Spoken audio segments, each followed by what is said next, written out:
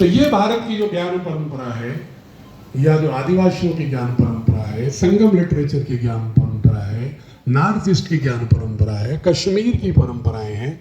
भारत की जब परंपराओं का अध्ययन करते हैं तो 90% समानता दिखती है, तब अखंड भारत की कल्पना होगी।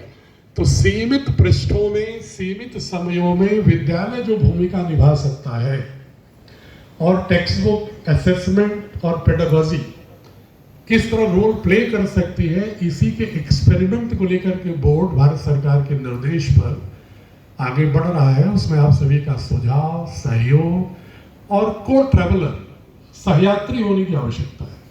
मैं कह रहा हूं, अगर आप बोर्ड से ना भी जुड़िए, अपने विद्यालय को ना भी जोड़िए, तो भी कम से कम जो ये भारत सरकार की पहल है, पतंजलि योग पीठ को जो जिम्मेदारी दी गई है, उसमें हम पतंजलि योगपीठ का धन खर्च करके, जो शिक्षाविदों से वार्ता करके, संवाद करके लोगों से अनुरोध कर रहे हैं, तो पूज्य स्वामी रामदेव जी, बालकृष्ण जी ही नहीं है इसमें।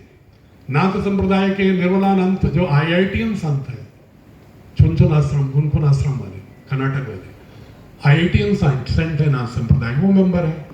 चिन्नजीयर स्वामी जो वेदांत दर्शन के पद्म विभूषण पाए हुए हैं दर्शन पर, वो मेंबर है। आदिवासी संप्रदाय के कई ऐसे लोग जो प्रमुख संत हैं, वो मेंबर हैं। बौद्ध भिक्खु मेंबर हैं। IITian जैन सेंट मेंबर है। तमिलनाडु के कई ऐसे लोग हैं, केरला के माँ अमृतामयी जी, उनके यहाँ जो साइंटिफिक टेम्परामेंट के लोग हैं, उन्होंने जोड़ा हुआ है। ये सारे भारत के लोग एकजुट होकर के ये देख रहे हैं कि भारत की ज्ञान परंपरा का मतलब सिर्फ एक किसी वैदिक उपनिषद तक सीमित नहीं है। जितने भी भारत की संस्कृत